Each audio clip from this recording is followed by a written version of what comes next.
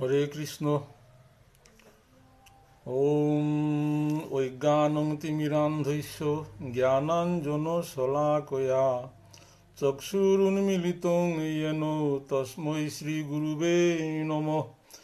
বন্দেহং শ্রীগুরু শ্রীযুতপদকমলং শ্রীগুরুन् বৈষ্ণবাংশাৎসু শ্রীরূপং সাগ্রজাতং সগণরঘুনাথং নিতান্तं সজীবং সাবধৈতং সাবিধূতং পরিজন সহিতং কৃষ্ণ চৈতন্য দেবং শ্রীরাধা কৃষ্ণ পাদান সগণ ললিতা শ্রী বিশাখা নিতাং সৎস বাঞ্ছাকল্পতরুইবৎস কৃপা সিন্ধুইভ্যো এব চ পতিতানাং পাবনৈভ্যো বৈষ্ণবৈভ্যো নমো নমঃ।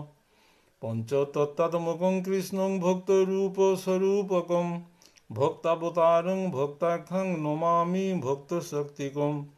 নমো মহাবদান্নায় কৃষ্ণ প্রেম প্রদায়তে কৃষ্ণায় কৃষ্ণে চৈতন্যনাম্নে গৌরতীশে নমঃ। হে কৃষ্ণ করুণা সিন্ধু দীনবন্ধু জগৎপতে গোপেশ গোপিকাকান্ত রাধাকান্ত নমস্তুতে।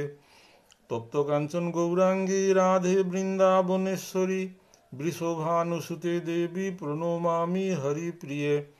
জয় শ্রীকৃষ্ণ চৈতন্য প্রভু নিত্যানন্দ শ্রী অদ্বৈত গদাধর শ্রীবাসাদি গৌর ভক্তবৃন্দ।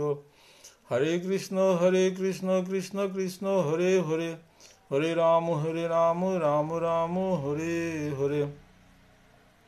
ওম নারায়ণং নমস্কৃতং নরং চৈব নরোত্তমং দেবীং সরস্বতীং ব্যাসং ততো জয়মুদীরয়েৎ। মূকং করোতি বাচালং পঙ্গুং লঙ্ঘয়তে গিরিং যৎকৃপাতমহং বন্দে পরমানন্দমাধবম। হরে কৃষ্ণ। সুদীপ গৌর ভক্তবৃন্দ, যেতায় শ্রীকৃষ্ণ চৈতন্য ভাগবত সংঘর উদ্যোগে নিয়মিত শ্রী শ্রী চৈতন্য ভাগবত পাঠহেন হুনরাং বারো ভবিষ্যত হুনতাঙায় ভারত বাংলা তথা যেগই জেহাত থায়া হুনতাঙায় বা হুনরাং হাব্বির চরণে কোটি কোটি দণ্ডবত কাত করি।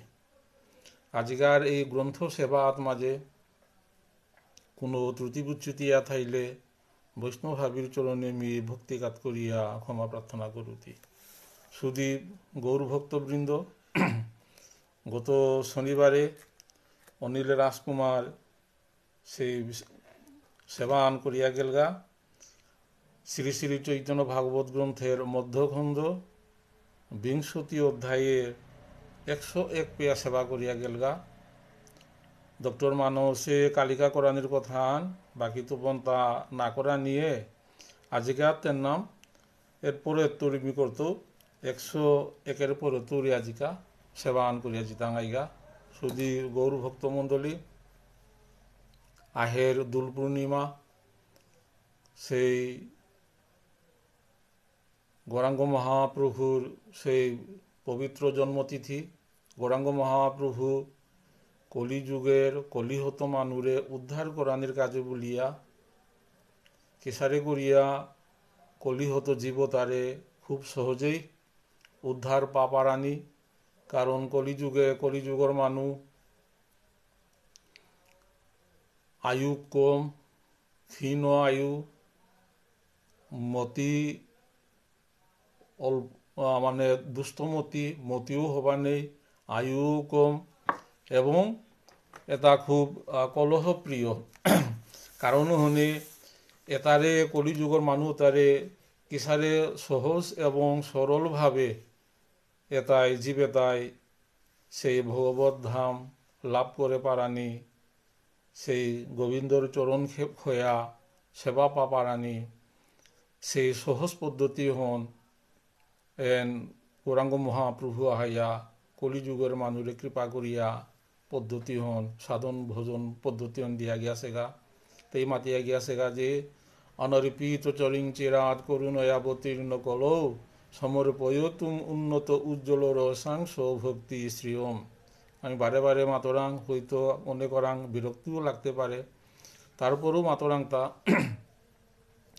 যে অনর্পিত চরিং চিরাদারহি কোনো সময়ই ভগবানে এ তত্ত্ব এবং তথ্য তা না দিয়া হেতা যেহাত কলিযুগর মানুরে গৌরাঙ্গ মহাপ্রভুয়ে বাহানা পেয়া নুংসি পেয়া কৃপা করিয়া করুণা করিয়া সেই পদ্ধতি দিয়া গিয়াছে গাতা সাধন ভোজন সহজ পদ্ধতি।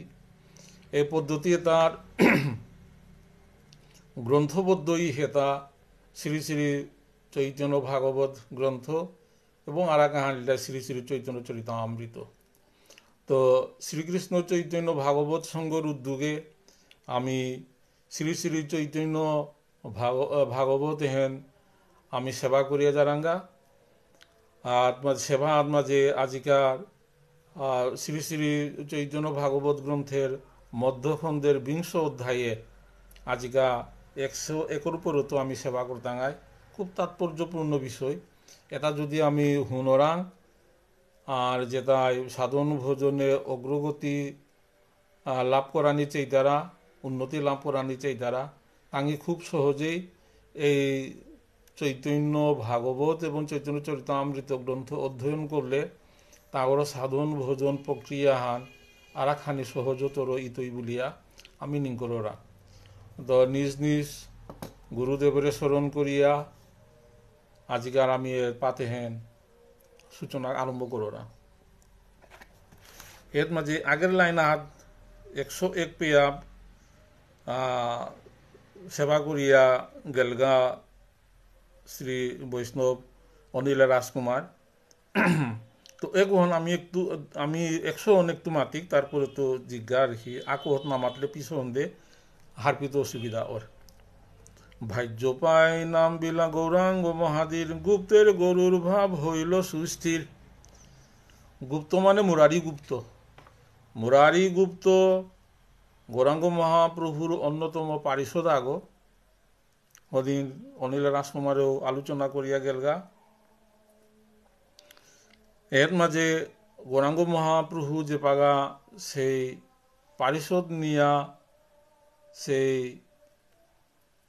নবদ্বীপে ভক্তর গড়ে শ্রীবাস অঙ্গনে জেহাদ জেহাদ মাঝে কীর্তন করলা বিশেষ করে শ্রীবাস অঙ্গনে ভোগ করে এহেনও আমি যে চৈতন্য ভাগবত সংঘর যে শ্রী শ্রী চৈতন্য ভাগবত গ্রন্থ সেবা করোনা এহেনও আমার ডক্টর মানুষে মাতিয়া গেলগা পারা এহেনও শ্রীবাস অঙ্গ আগ আর কি কারণ জেহাদ তৌরি আর হি গৌরাঙ্গ মহাপ্রভুর লীলা কথা জেহাদ মাঝে আলোচনা ওর অহনই শ্রীবাস অঙ্গন হ্যাঁ।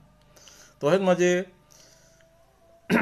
গৌরাঙ্গ মহাপ্রভুয়ে যে বাগা ঈশ্বর আবেশ থার যখন ভক্ত আবেশে ভক্ত হিসাবে গৌরাঙ্গ মহাপ্রভু নবদ্বীপে সেই কীর্তন করলো লীলাবিলাস করলো রস আস্বাদন করলো কিন্তু যে বাগা তারাং যে ভগবত তত্ত্ব আবেশন আহের মি যে স্বয়ং ভগবান এ আবেশন যে পাগা আহের অহত মাঝে তার আবেশর মাধ্যমে অনেক লীলা করিয়া যারগা অনেক ইয়াথাং দিয়া যারগা এবং তা ভক্ত তাই হাবিয়ে দর্শন করতারা এবং অভিভূতই তারা। তো এর মাঝে গৌরাঙ্গ মহাপ্রভুয়ে মুরারি গুপ্তরে মাত্রতা যে মৃতর তরাং চড়তো তোর গাড়িগত চড়লেম পালাত চড়তো অর্থাৎ মুরারি গুপ্ত মাঝে গরুর যে অংশ হান মুরারি গুপ্ত নাং আছে মুরারি যে গরুর ভাব গরুর আগ্গয়ু হান নাপি তারা কিন্তু ভগবানতে কুঙ্গ কিসারে আহিছি অহন ভগবানে হার পার হান। আর চৈতন্য চরিতামৃতে চৈতন্য ভাগবত মুরারি গুপ্তরে সেই হনুমানের অবতার বলিয়া মাত্তারা হনুমান মাত্তারা কিন্তু এর মাঝে গৌরাঙ্গ মহাপ্রভু চৈতন্য ভাগবতে মুরারি গুপ্তরে তারা অংশ আন তার প্রকাশ আন দেখা আইল যে মুরারি গুপ্ত স্বয়ং গরুর কারণ হনে মুরারি গুপ্তরে মাতলতা মৃতর লেম্পালার চলতো আর কি এ ভাবন যখন মাতলো ভাব এনে যখন মাতলো তখন মুরারি গুপ্ত তার ভাবন উদয়িল তা যে গরুর ভাব হনে গৌরাঙ্গ মহাপ্রভুরে লেম্পালার চরিয়া ওরে কীর্তনর স্থলীয়ত মাঝে তা কত পাক দিল তা গরুর ভাবে যে সারে ভগবানরে লেম্পালা চড়াদের ঠিক সারে নবদ্বীপে গৌরাঙ্গ মহাপ্রভুরে সেই মুরারি গুপ্ত লেম্পালহাত চড়া দিয়া গৌরাঙ্গ মহাপ্রভুর সেই ভগবত তত্ত্ব এবং গরুরর যে তত্ত্বহান আছে মুরারি গুপ্ত হন দেখা দিল মুরারি গুপ্তর যে গরুর অংশান গরুর অহন তা হাবিয়ে হারপিলা এবার নিগুড় কথা কেহ নাহি জানে স্কন্দে গুপ্ত স্কন্দে মহাপ্রভু কইলা আরোহণে এন গুপ্তহান মুরারি গুপ্ত হাব্বির লগে বৈষ্ণব হান অন্যতম বৈষ্ণব আহু হিসাবে হাব্বির লগে কীর্তন করের হাব্বির লগে নাচের গৌরাঙ্গ মহাপ্রভু পার্শ্বদ হিসাবে অন্তরঙ্গ হিসাবে আছেন হাবি দেখতারা কিন্তু তার স্কন্দে আরোহণ অর্থাৎ যে গরুর অবতার এহেন কিন্তু গুপ্তভাবে আসিলান আগ্রহ হান নাপাসি এহেন গৌরাঙ্গ মহাপ্রভু তার লেম্পালহাত চড়িয়া এহেন দেখা এলো যে মুরারি গুপ্তই যে গরুরোহণ দেখা দিল মুরারির কৃপা দেখি বৈষ্ণব মণ্ডল ধন্য ধন্য ধন্য বলি প্রশংসে সকল গৌরাঙ্গ মহাপ্রভুর লেম্পালহাত মাঝে মুরারি গুপ্তর লেম্পালহাত মাঝে গৌরাঙ্গ মহাপ্রভু চরিল অর্থাৎ মুরারি গুপ্তরে কতিয়ান বাহানা পেয়ে লোগো কতিয়ান কৃপা কর লোগো আর কি এহেন দেখিয়া বৈষ্ণব ভাবিয়ে ধন্য ধন্য বলানিও করলা মুরারি গুপ্তরে প্রশংসা করানিও করলা যে জগৎপতি ভগবান অগরে যোগ বহন করে আস্থার সেই চতুর্দশ ভুবনরে তুলিয়া থোয়া সে চতুর্দশ ভুবনের আর কি ধারক বাহক অগরে যে গই বহন করলো সেই সৌভাগ্য মুরারি গুপ্তর কতিয়ান সৌভাগ্যবান গইল তা ধন্য ভক্ত মুরারি সকল বিষ্ণু ভক্তি বিশ্বম্ভর লীলার বহনে যার শক্তি খুব তাৎপর্যপূর্ণ বিষয়ান বিশ্বম্ভর গৌরাঙ্গ মহাপ্রভু যে লীলা করের গৌরাঙ্গ মহাপ্রভুরে যে এতাহাবি বহন করা নির্যোগ ক্ষমতা হান থর কম কথা হান নাবে গৌরাঙ্গ মহাপ্রভুরে এর মধ্যে মুরারি গুপ্তই বহন করলো অর্থাৎ গৌরাঙ্গ মহাপ্রভুর যাবতীয় কিছু বহন করানোর ক্ষমতা হান মুরারি গুপ্তই থর এহেন বৈষ্ণব ভাবিয়ে দেখলা এবং খাল করলা এই মতো মুরারি গুপ্তের পূর্ণ কথা আর কত আছে যে কইলা যথা তথা সে মুরারি গুপ্তর সারে পুণ্যের কথা কতিহান পুণ্যবান গো কতিহান ধন্য করিস গো গৌরাঙ্গ মহাপ্রভুর মতো সেই অবতার আগরে স্কন্দে ধারণ করলো তার পুণ্যর কথা মাতিয়া লমনার একদিন মুরারি পরম শুদ্ধমতি নিজ মনে মনে গনে অবতার স্থিতি কিতাবারা দিনাহান মুরারি গুপ্ত খাল করের তা যে ভগবান অবতার গ্রহণ করের এবং লীলা করের তা থার এবং তের নাম পরক্ষণে লীলা সংবরণ করের এন তা মুরারি গুপ্ত ওই খাল করল তা সাঙ্গ পাঙ্গে আসয়ে যাবৎ অবতার তাবৎ চিনতে আমি নিজ প্রতিকার অর্থাৎ গৌরাঙ্গ মহাপ্রভু যতক্ষণ লীলা করের এর হাদিত মাঝে তা থাইতে থাইতে তার প্রতিকার আহান করানি থক মোর নিজের প্রতিকার আহান করানি থক বলিয়া মুরারি গুপ্ত মনে মনে খাল করানিও করল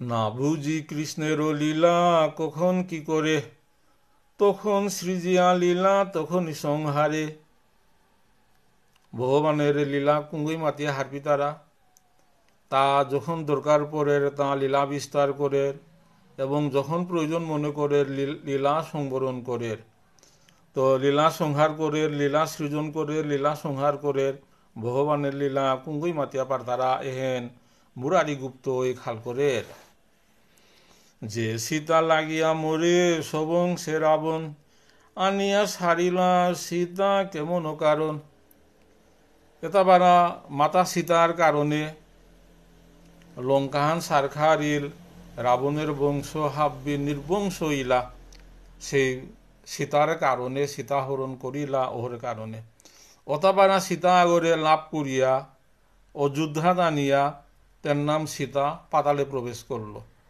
খুব তাৎপর্যপূর্ণ বিষয়। এটা মুরারি গুপ্ত ওই খালকরের তা যে সীতাদেবীরে আস্থা রাবণের বংশ ধ্বংস করিয়া লঙ্কাহান ধ্বংস করিয়া সীতারে উদ্ধার করিয়া আন লাগা, কিন্তু অযোধ্যাত আহিয়া সীতা মাতাও আহিয়া বেশি দিন থান মারল, বনবাসে গেলিগা।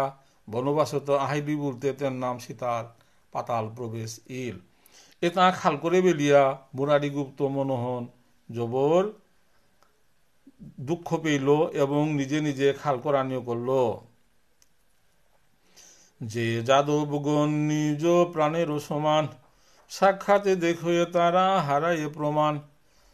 যাদব যে তা যদুবংশ, ভগবানের যে যদুবংশ আসিলা 16,108, সেই মহিয়সী রমণীর কুলে দশগ দশগ করিয়া সন্তান, যে নাতি পতি লক্ষ লক্ষ যদুবংশ অতা সৃষ্টি করিয়া তাই তের নাম তারে ধ্বংস করল।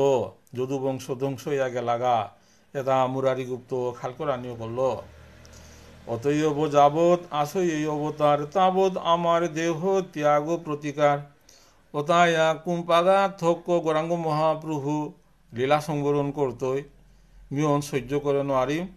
তা থাইতে থাইতে মি মোর দেহ গৌ সৎকার করানি থকিব বলিয়া মুরারি গুপ্ত খালকরানিও করল। তাবৎ আমার দেহ ত্যাগ প্রতিকার, দেহ এরিবার মোর এই সে সময়। পৃথিবীতে যাবৎ আসই মহাশয়, পৃথিবীতে যে গৌরাঙ্গ মহাপ্রভু যে পাগা আসে সময় হত মাঝে মোর দেহ গো থইয়া জানা নেই, উত্তমহান ইতই সাত বলিয়া মুরারি গুপ্ত খালকরানিও করল। এতে নির্বেদ গুপ্ত চিন্তি মনে মনে, খরসান কাতি এক আনিল যতনে। অসারে চিন্তা করে করে মুরারি গুপ্ত হবা করিয়া চাকুয়াহান খুব চখা করিয়া আনিয়া থইলগা। আনিয়া থইল কাতি গৃহের ভিতরে, নিশায় এরিব দেহ হরিশয়ন্তরে। খালকরের হান্তি কিহান গৌরাঙ্গ মহাপ্রভুর সেবাহান করলু, গৌরাঙ্গ মহাপ্রভুর কীর্তনে থাইয়া কীর্তন করলু। এপাগা তা থাইতে থাইতে মোর এই দেহে গো ত্যাগ করা নিয়ে থকিব বলিয়া যে পাগা মুরারি গুপ্ত মনে মনে চিন্তা করিয়া সে চাকুহান খুব চখা চাকুহান আনিয়া ঘরে আনিয়া থইলগা। থইয়া আজিকা রাতি মি দেহ ত্যাগ করত খুব হারু, যে গৌরাঙ্গ মহাপ্রভু থা থাইতে মি দেহ গো রক্ষা করত। এন খাল করিয়া অন্তরে জবর হারুইল মুরারি গুপ্ত। সর্বভূত হৃদয় ঠাকুর বিশ্বম্ভর, মুরারির চিত্তবৃত্তি হইল গোচর। জগৎপতি ভগবান হাব্বির অন্তরে বিরাজ করের গো। অতাপরা মুরারির গুপ্তের অন্তরেও ভগবান বিদ্যমান তা হারপার গো। কারণ হনে মুরারি গুপ্ত যেহান চিন্তা করল অহন গৌরাঙ্গ মহাপ্রভু হারপিতে না দিল, তা হাব্বি হারপিল। ওই মুরারি গুপ্ত কিহান চিন্তা করে কিহান পরবর্তী পদক্ষেপ নেনার চিন্তা করে হাবি হারপিল। সত্তরে আইলা প্রভু মুরারি ভবন, সম্ভ্রমে করিল গুপ্ত চরণ বন্দন।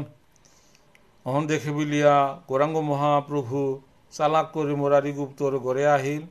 গৌরাঙ্গ মহাপ্রভু যে পা মুরারির গুপ্তের ঘরে আহিল হত মাঝে স্বয়ং ভগবান আহিছে, তার চরণ বন্দনা করল, তারে লিছিলে থল করল, সেবা করল মুরারি গুপ্তই। আসনে বসিয়া প্রভু কৃষ্ণ কথা কই, মুরারি গুপ্তের হই পরম সদয়। যে আসন হাত মাঝে আসন হান দিল মুরারি গুপ্তই, আসনত বহ করিয়া গৌরাঙ্গ মহাপ্রভু কৃষ্ণ কথা আলোচনা করানিও করল মুরারি গুপ্তর লগে। প্রভু বলে গুপ্ত বাক্য রাখিবাই আমার, গুপ্ত বলে প্রভু মোর শরীর তোমার। এর মাঝে মুরারি গুপ্তরে মাতের তার গৌরাঙ্গ মহাপ্রভুয়ে খুব কৃপা করিয়া মাতের দা, হে মুরারি মোর কথা আনতি থইতেই জানা গীতা। আর মাঝে মুরারি গুপ্ত মাতে তা প্রভু উনকি হান মাতর হান এগো মোর দেহ গো থা আগতে তোর দেহ গো, তোর মানু গো রে, তোর দেহ গো রে তি জেহান মারতে হন কোনোদিন লঙ্ঘন নাইব। প্রভু বলে এত সত্য,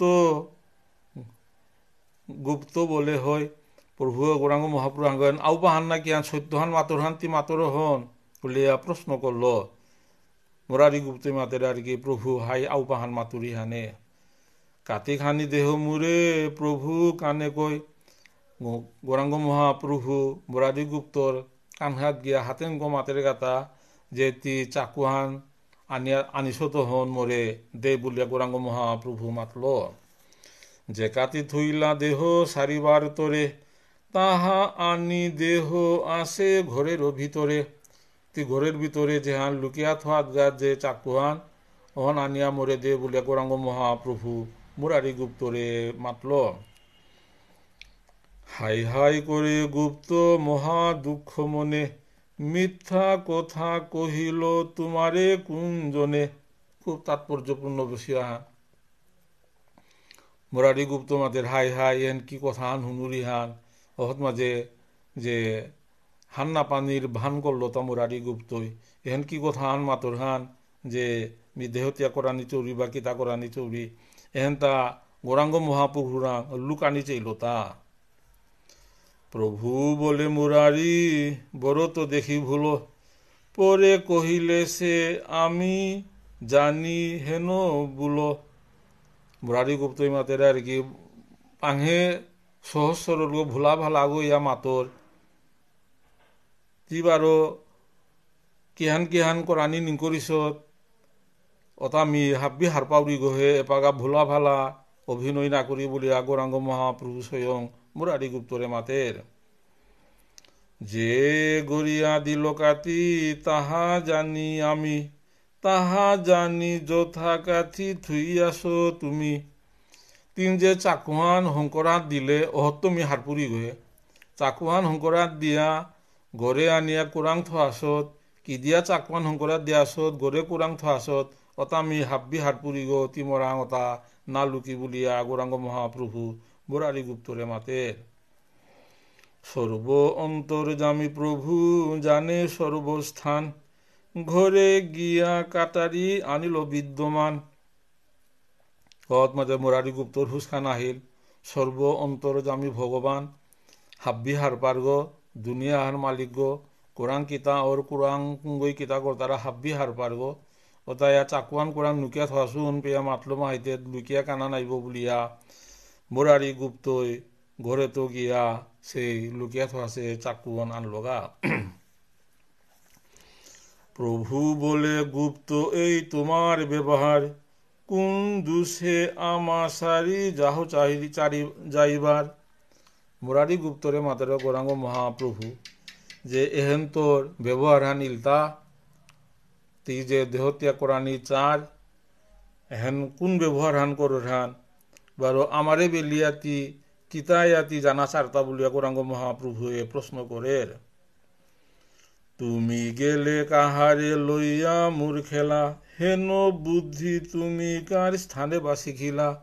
তি গিয়া বলেগা আমি কারে লইয়া এহেত মাঝে সেই লীলা বিলাস করতাম আইতা আর কি বা বুদ্ধি অনুতরে কুঙ্গই দিল গো যে দেহত্যাগ করানি আর কি এ বুদ্ধি অন্তরে দিল গো কুঙ্গ থাং বা কোরআন কি এটা শিখলে তা বলিয়া মুরারি গুপ্তরে গৌরাঙ্গ মহাপ্রভুয়ে শিক্ষা দেন। এখনই মুরারি মুরে দেহ ওই ভিক্ষা আর কভু হেন বুদ্ধি না করি বা শিক্ষা। গৌরাঙ্গ মহাপ্রভুরে মাতের আর কি মোরে তিয়া জিকা কথা জানা লাগতোই এসারে ব্যবহার তি জীবনও আর আপু না করিস বলিয়া মাতলো আর কি। এর মাঝে চৈতন্য চরিতামৃতের কথা আমি নিংসিঙা বলুয়া চৈতন্য চরিতামৃতের সনাতন গোস্বামীও আমাদের সর গোস্বামীর অন্যতম সনাতন গোস্বামী তাও সারে চিন্তা আহ্বান করেছিল যে তাও দেহ রক্ষা করানির দেহ গৌরাঙ্গ মহাপ্রভুর ঠাইতে দেহ রক্ষা করানি তার আর ওরক প্রসঙ্গ আন আর কি আমি ওহন পরে আলোচনা করতাম আই যে বা সনাতন গোস্বামীর বিষয় আনা হইতো ইহত মাঝে।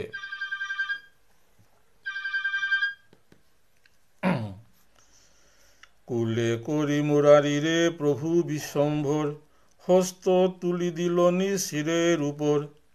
এর মাঝে মুরারি গুপ্তরে কল করে বেলিয়া গৌরাঙ্গ মহাপ্রভু কল করে বেলিয়া মুরারি গুপ্তর আতখান গৌরাঙ্গ মহাপ্রভুর তার মুরগত মাঝে দিয়া বলিয়া মাতের তা মুর মাথা খাও গুপ্ত মুর মাথা খাও যদি আর বার দেহ সারিবারে চাও ওতাইয়া মুরগত আতখান গৌরাঙ্গ মহাপ্রভুর মুরগত মাঝে মুরারি গুপ্তর আতখান থা বেলিয়া গৌরাঙ্গ মহাপ্রভু মাতের তা এরে মোর মুরগত তি খা তি যদি আর এক মশারে চিন্তা করো তি যদি আর এক মশারে চিন্তা করোর ও তাইলে তি হারপিস মোর মুরগতি তুপলে তাহে বলিয়া গৌরাঙ্গ মহাপ্রভু সেই মুরারি গুপ্তরে মাতের আথে বেথে মুরারি পরিলা ভূমি তোলে পাখালিল প্রভুর চরণ প্রেম জ্বলে অহত মাঝে থক্ক শেষারাঙ্গ ইয়াবরিয়া মুরারি গুপ্ত গৌরাঙ্গ মহাপ্রভুর চরণে পরবরিয়ার হি অজস্র ধারায় আখির পানি পরীর সেই অশ্রুবিন্দু আখির পানি ন গৌরাঙ্গ মহাপ্রভুর চরণহান দোয়াইল পারা সুকৃতি মুরারি কান্দে ধরিয়া চরণ গুপ্ত কুলে করি কান্দে শ্রী শচীনন্দন অপূর্ব দৃশ্যহান গৌরাঙ্গ মহাপ্রভু মুরারি গুপ্তরে কল করিয়া ধরিছে মুরারি গুপ্ত চরণহাত মাঝে পরবরিয়া কাদের কাদিয়া সেই আখির পানিনো গৌরাঙ্গ মহাপ্রভুর চরণ দোয়াদের অপূর্ব দৃশ্যহান যে প্রসাদ মুরারি গুপ্তেরে প্রভু করে তাহা বাংশে রমা ও যো অনঙ্গ শঙ্করে যে প্রেমহান কৃষ্ণ ভক্তিহান সে রমা ও যো অনন্ত শঙ্কর ব্রহ্মা বিষ্ণু মহেশ্বর এবং সেই লক্ষ্মীমাতা পার্বতী হাবি কামনা কর্তারাহান সেই চরণ পরবরিয়া মুরারি গুপ্ত অজস্র ধারায় আখির পানি গৌরাঙ্গ মহাপ্রভু চরণহান দোয়াদের এসব দেবতা চৈতন্যের ভিন্ন নহে ইহারা অভিন্ন কৃষ্ণ বেদে এই কহে যদিও ব্রহ্মা বিষ্ণু মহেশ্বর পার্বতী এটা যে ভগবানের অঙ্গত সৃষ্টি এটা অভিন্ন তারপরও আর কি তাঙ্গি কিন্তু ভগবানের এই সেবাহান সেইটারা গৌরাঙ্গ মহাপ্রভুর ভগবান শ্রীকৃষ্ণের চরণ সেবা প্রত্যাশী সেই গৌরচন্দ্র শেষ রূপে মহি ধরে চতুর্মুখ রূপে সেই প্রভু সৃষ্টি করে সেই গৌরাঙ্গ মহাপ্রভু সেই অনন্ত সাহী শেষ সাহী রূপে পৃথিবীয়ান ধরিয়া আছে অতাবারা চতুর্মুখ ব্রহ্মা জগৎ সৃষ্টি করে যেতায় গৌরাঙ্গ মহাপ্রভু তথা ভগবানের শ্রীচরণ কামনা কর্তারা সেবা করানির চিন্তা কর্তারা সংহারে ও গৌরচন্দ্র ত্রিলোচন রূপে আপনার স্তুতি করে আপনার মুখে এর মাঝে সংহার কর্তা হিসাবে সেই মহাদেবে সংহার করেন মহাদেবে সংহার করেন এবং মহাদেবে ভগবানের গুণগান করেন মহাদেব গৌকুঙ্গ ভগবান ব্রহ্মা গৌকুঙ্গ ভগবান ভগবান অগৌ ব্রহ্মা ভগবান অগৌ ইলতায় মহেশ্বর তিন প্রভু কোনো ভেদ নেই এসারে করিয়া আগর প্রশংসা কর্তারা ব্রহ্মায় বিষ্ণুরে প্রশংসা করেন বিষ্ণুয়ে মহাদেবের প্রশংসা কর্তারা এসারে করিয়া তাঙর লীলা কথা তা ভিন্ন নাহি ভেদে নাহি এসকল বেদে দেবে এসকল দেব চৈতন্যর পদ সেবে এটা হাবি ব্রহ্মা বিষ্ণু মহেশ্বর তার দেব আছে দৌদুক আছে এটা হাবিয়ে গৌরাঙ্গ মহাপ্রভুর চরণ সেবা করানির খৌরাং কামনা কর্তারা গৌরাঙ্গ মহাপ্রভুর সেবা পেলে তাঙ্গিও ধন্য ধন্য নিং কর্তারা বাসনা কর্তারা পক্ষে মাত্র যদি লই চৈতন্যর নাম সেও সত্য যাইবে চৈতন্যর ধাম এব জীবজন্তু আর কি মানুতে বেলা জীবজন্তু পশু পাখি পেয়া জগই চৈতন্য মহাপ্রভুর নাংহান উচ্চারণ কর্তারা অগো সৈন্যের চৈতন্যর ধাম প্রাপ্তি তারা গোহে সন্ন্যাসীও যদি নাহি মানে গৌরচন্দ্র জানিহ সে দুস্তগণ জন্ম জন্ম অন্ধ কলিযুগে সন্ন্যাসী গইয়া থাক যদি গৌরাঙ্গ মহাপ্রভুরে যদি স্বীকার না করতারা সে জন্ম জন্ম অন্ধ গহে দেখিয়াও শিক্ষা না করতারা বলিয়া আমাদের যেন তপস্বীর বেশে থাকে বাতুয়ার, এই মতো নিন্দক সন্ন্যাসী দুরাচার। সে বাতুয়ার যে সম্প্রদায় আহান আর কি, সন্ন্যাসী তপস্বীর বেশে থাই তারা, ওটাও যদি সেই নিন্দুক তারা আর কি, ওটা দুরাচার তাঙিও আর কি, যদি গৌরাঙ্গ মহাপ্রভুরে নাকর তারা, ওটা এলেও তাঙি সেই অধপাতে জিতাই গাতা। নিন্দক সন্ন্যাসী বাতুয়ারে নাহি ভেদ, দুইতে নিন্দক বড় দ্রোহিক হে বেদ। এরে সন্ন্যাসী মালবিয়া থাই তারা, এটা কিন্তু দিয়তাই এটা পাপ করতারা, এটা পাপি, কিন্তু নিন্দুকতাই বপরে পাপখান বইতারা বলিয়া গ্রন্থকর্তা বৃন্দাবন দাসে মাতের। প্রকতং পতিত শ্রেয়ান ইয় এক ইয়ত্তাধস্বয়ং, বোক বৃত্তি স্বয়ং পাপ পাত ইয়ন্ত পরানপি, হরন্তি দৈস্য বাত কুত্তাং ভিমুজস্ত্রৈনৃণাং ধনম, চারিত্রিরৈরতি তিতিক্ষ গ্রৈবাদৈরেবং বকব্রতাহ। মাতি দেখিয়া শ্লোকার অর্থ নির্দায়, প্রত্যক্ষ পতিত ব্যক্তি বরং ভালো, কারণ সে নিজে একাকী অধুগমন করে, কিন্তু বকধার্মিক পাপিষ্ঠ ব্যক্তি নিজেকে এবং অপরকেও নরকে পাতিত করে। তুমি সে আন আর কি, যোগ পাপি তা খোলা গই নরকে জিতে গা অসুবিধা নেই, কিন্তু ওগই যদি আর এক 3 গো 4 গড়ে যদি নিন্দা করিয়া তারে যদি পাপের ভাগিদার করে, তাতে গেলে গা আর এক 4-5 গড়ে লইয়া তাও জারগাতা আর কি। কারণ হনে নিন্দুকতাই বপরে পাপ করতারা, পাপি ওগো তে তা খোলা পাপ করলো, কিন্তু নিন্দুকতাতে 8-10 গড় পাপ বহন করতারা তা, কারণ তাঙর পাপের ভাগিদার, পাপের ভাগ হন তাঁর নাম বপিল। ওসারে দৈস্যগণ নির্জন প্রদেশে অষ্টাদির দ্বারা মোহ বা ভয় উৎপাদন করিয়া লোকের ধন অপহরণ করে, বকব্রতগণ মর্মভেদী বাক্যের দ্বারা লোকের মোহ উৎপাদন পূর্বক তাহাদের ধন হরণ করিয়া থাকে। দস্যু তাই জঙ্গলত মাঝে মানুষ আগো পেলে ডাকাতি করিয়া অতানো তাঙর জীবিকা নির্বাহ করতারা, মানুষ আর ডাকাতি করিয়া।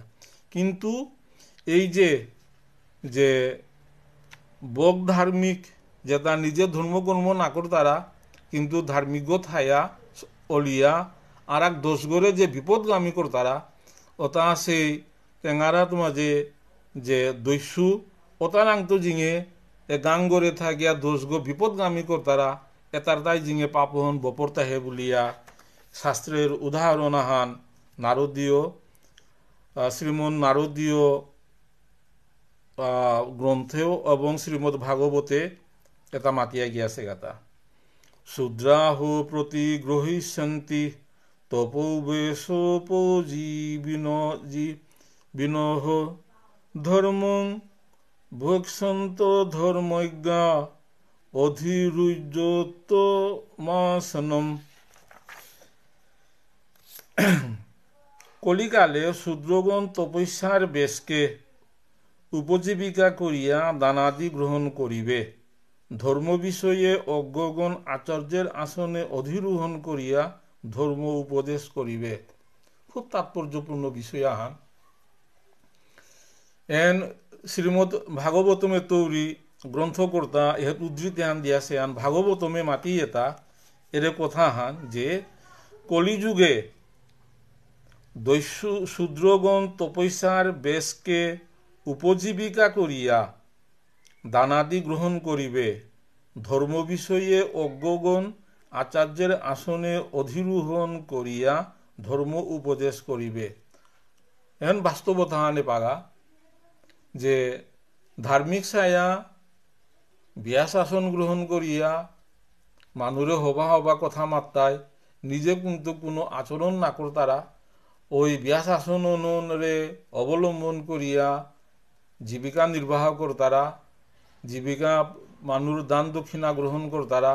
এছাড়া মানুষ কিন্তু কলিযুগে বপিতাই গহে এহেন দোয়াপরে সেই শ্রীমদ ভাগবতমে ভবিষ্যৎবাণী করিয়া গিয়াছে গা, ওই ভবিষ্যৎবাণী হন এপাগা বাস্তবিক আমি দেখরা এসারে বক ধার্মিক বহু সাধু সন্ন্যাসী এসারে তাঙর নিজ স্বার্থ হাসিলের কাজে বলিয়া ব্যবসা করিয়া ওটা টাকা পয়সা তানো তাঙি জীবিকা নির্বাহ কর্তারা এহেন আগেই মাতিয়া গিয়াছিগা এবং গ্রন্থকর্তা বৃন্দাবন দাস এই শাস্ত্র উদ্ধৃতি করিয়া তা দেখা দিল যেহান গৌরাঙ্গ মহাপ্রভুর শিক্ষাই মাতের দা যেগো পাপ করের ওগো পাপ করিয়া তা মরিয়া জিতইগা কিন্তু আর দোষ গড়ে পাপ করুয়ানির কাজে প্রয়োজিত কর্তারা তাঙিয়ে বেশি পাপিতা হে বলিয়া এই মুরারি গুপ্তর উদাহরণ দিয়া মুরারি গুপ্তর কথার প্রসঙ্গে এটা ভাবি গৌরাঙ্গ মহাপ্রভু মাতল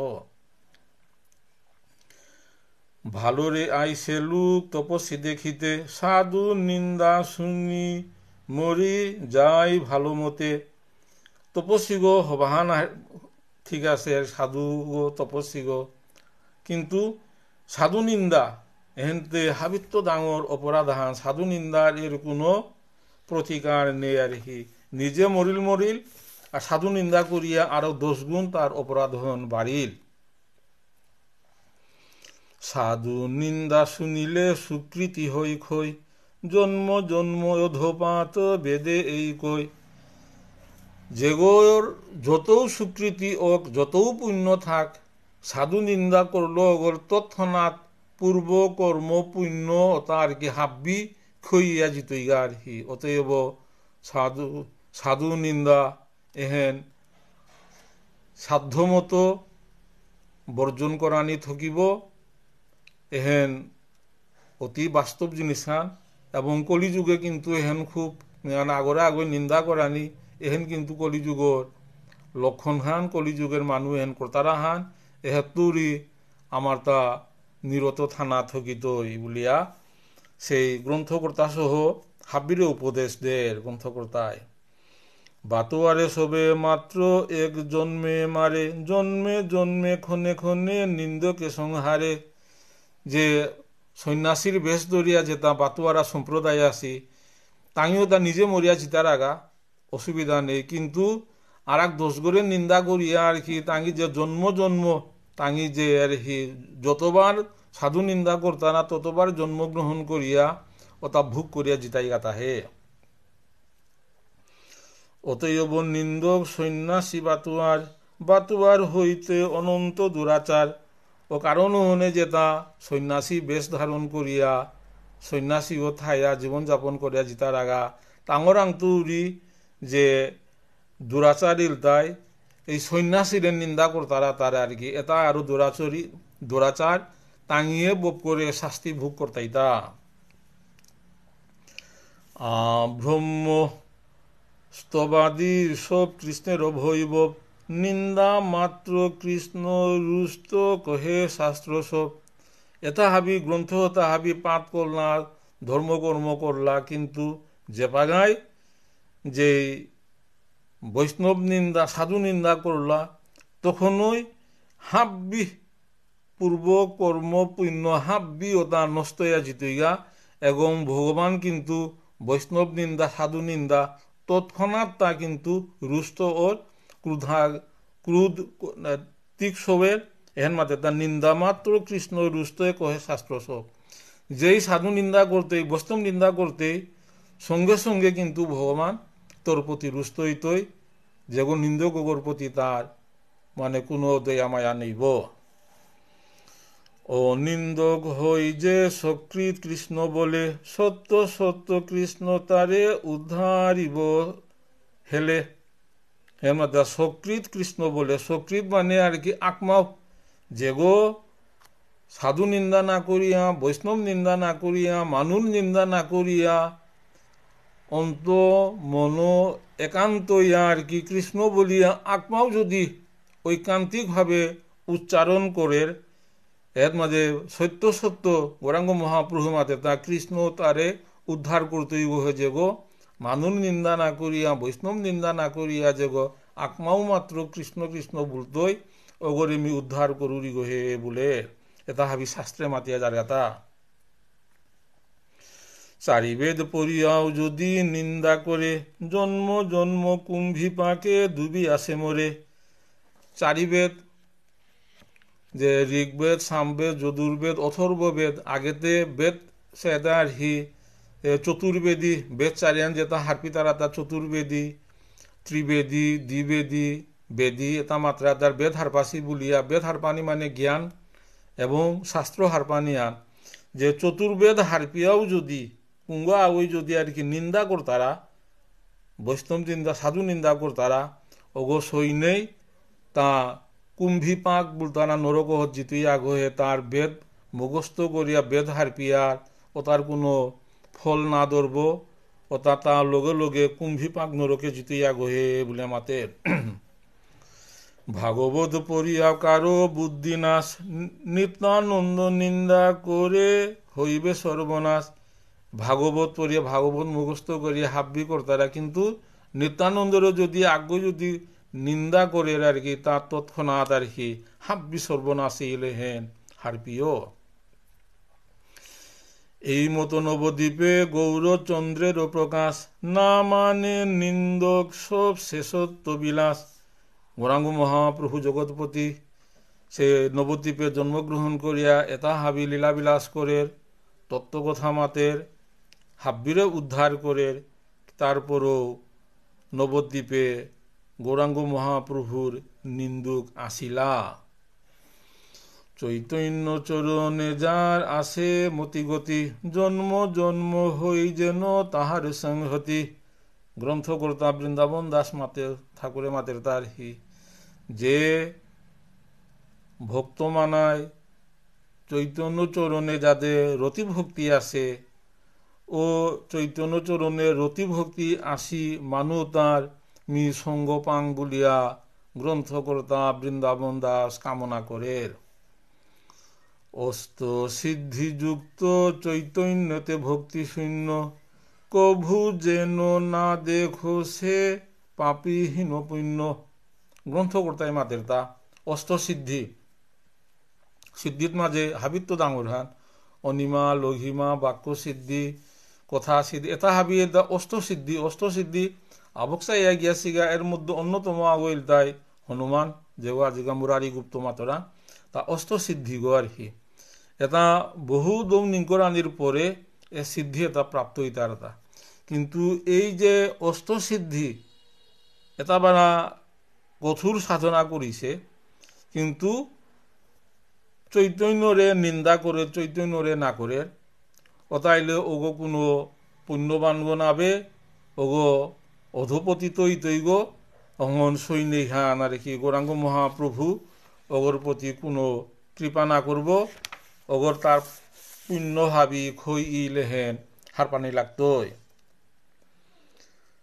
মুরারি গুপ্তেরে প্রভু শান্ত না করিয়া, চলিলা আপন ঘরে হরষিত হইয়া। যে মুরারি গুপ্ত যে দেহ সংবরণ করানি চাছিল, তারে নিবারণ করিয়া গৌরাঙ্গ মহাপ্রভু মুরারি গুপ্তরে যে বিপদগ্রস্ত হয়েছিল গড়ে উদ্ধার করিয়া হারু হারু ইয়া গৌরাঙ্গ মহাপ্রভুতের নাম তার গড়ে আলুল মুরারি গুপ্তর করে। তো হেনমতে মুরারি গুপ্তের অনুভব, আমি কি বলিব ব্যক্ত তাহার প্রভাব।